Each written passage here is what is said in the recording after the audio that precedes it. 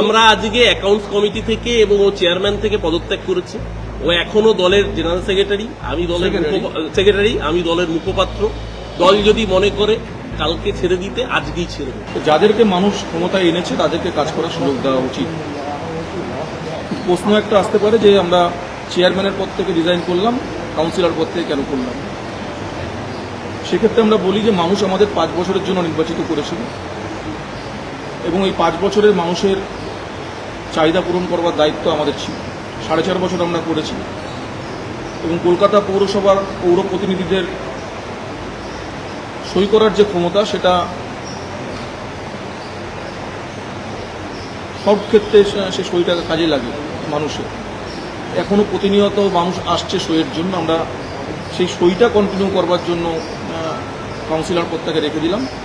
তাও আগামী দিনে মানুষের সঙ্গে কথা বলবো, অঞ্চলের মানুষের সঙ্গে কথা বলবো। যদি মানুষ মনে করে থাকতে বলে আমরা থাকবো, নাহলে আমরা হয়তো কাউন্সিলর পদ থেকেও আমি অন্তত ব্যক্তিগতভাবে পদত্যাগ করবো যদি মানুষ চায়।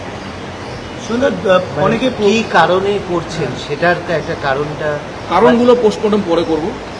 কারণ তো আছে, আমি শুধু বলবো যে এটা হওয়া কাম্য ছিল না, এই রেজাল্ট হওয়া কাম্য ছিল না।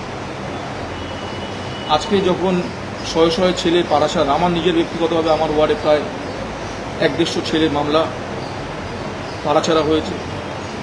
যে এতদিন যারা Z+, Y+ ক্যাটাগরি নিয়ে ঘুরে বেড়াতো মন্ত্রীরা, গত কয়েকদিনে 24 দিন 25 দিনে কোনো মন্ত্রীকে খুঁজে পাওয়া যায়। এক একজন মন্ত্রী 4-5টা জেলার দায়িত্ব ছিল, বড় বড় রাজনীতিবিদ ছিল। মমতা বন্দ্যোপাধ্যায়ের কাছে আমরা কেউ ঘেঁষতে পারতাম না এই সমস্ত মন্ত্রীগুলোর জন্য। আজকে এদের কিন্তু একটা বারের জন্য রাস্তায় খুঁজে পাওয়া গেল না।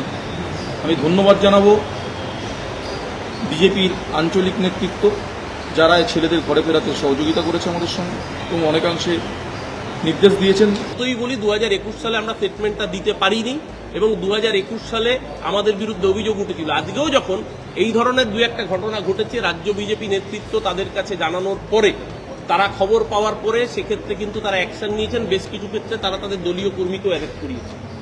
স্পেডকে স্পেড বলতে হবে, সাদাকে সাদা বলতে হবে, কালোকে কালো বলতে হবে। আমি বিজেপির বিরোধী রাজনীতি করি মানেই সেটা সঠিক কাজ করলেও তার সমালোচনা করব, এটা সঠিক নয়। এই জন্যই আজকে দলের এই অবস্থা।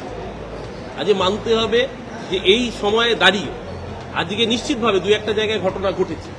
ঘটনা ঘটেনি বললে ভাবের ঘরে চুরি করাবে, কিন্তু যখনই সেই ঘটনা এসকালেট হয়েছে, বিজেপির শীর্ষ নেতৃত্ব অন্তত এই ঘটনাকে প্রশ্রয় দেয়নি। শুধু তাই না, আমি বলছি এই কলকাতা পুরসভায় আমাদের সতীর্থ পৌর প্রতিনিধি সজল, সে নিজে দাঁড়িয়ে আমি দেখেছি বড়নগরে পার্টি অফিস খুলিয়েছে। এটা ঘটনা আজকে জগন্নাথ চট্টোপাধ্যায় খুলিয়েছে। যেই ঘটনাগুলো ভালোকে ভালো বলতে হবে, নিশ্চয়ই সমালোচনা করার জায়গা আছে। গরিব মানুষের পেটে লাথি পড়লে সমালোচনা নিশ্চিতভাবে হবে, হকারের পেটে লাথি পড়লে নিশ্চয়ই সমালোচনা করার জায়গা আছে। কিন্তু আজকে তার সাথে সাথে আমার কাছে, আমি রাজ্যের মুখপাত্র, আমার কাছে সত্যি এই প্রশ্নের উত্তর নেই যে যেই কাজটা 5 দিনে হয়ে গেল চিংড়িহাটার বুকে মেট্রো রেলের কাজটুকু, সেই কাজটার জন্য কেন সুপ্রিম কোর্টে যেতে হয়েছিল। আমার কাছে এই প্রশ্নের উত্তর নেই। দিনের পর দিন আমরা মিডিয়ায় বলেছি মুখপাত্রের কাজ দলকে ডিফেন্ড করা, কিন্তু আজকে তো পরিষ্কার বোঝা যাচ্ছে যে আমরা যে উত্তরগুলো দিয়েছি, উত্তরগুলো মানুষ গ্রহণ করেননি বলেই আজকে এই অবস্থা। বিধাননগরে আমরা হারলাম কেন? একটা বড় সেকশনের মানুষ কেন শহরতলির বিমুখ হলেন?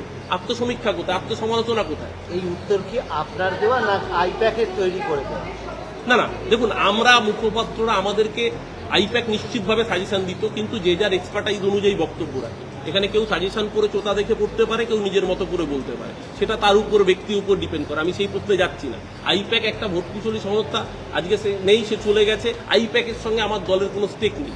আজকে আইপ্যাক সে পয়সা নিয়েছে, সে সার্ভিস দিয়েছে, পরিষ্কার কথা। একটা প্রফেশনাল যেভাবে সার্ভিস দেয়, সেটার জন্য দলের হার, দলের যে পরাজয়, সেটার জন্য দায়ী দলের নিচুতলা এবং মধ্যতলার নেতৃত্ব, যারা জেনে বুঝো খবরগুলোকে আড়াল করেছিলেন। মানুষের যে ক্ষোভ, সেই ক্ষোভটা সঠিক জায়গায় এসকেলেট করেনি। তাদের যারা ভিভিআইপি নেতা মন্ত্রী ছিলেন, তাদের কাউকে দেখতে পাচ্ছি না। আমি খালি আরেকটা অনুরোধ করবো, গত 5 বছর দলের সমস্ত পদ থেকে ইস্তফা দিয়েছে। কিছুক্ষণ আগে সুব্রত বক্সিকে চিঠি দিয়েছে, দলের সমস্ত পদ থেকে ইস্তফা দিয়েছে।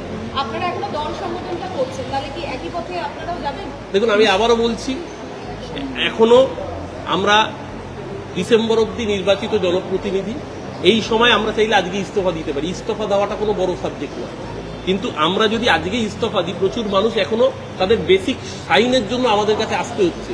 প্রত্যেকের আধার কার্ড আপডেশন হতে পারে, ইডব্লিউএস এর সার্টিফিকেট হতে পারে।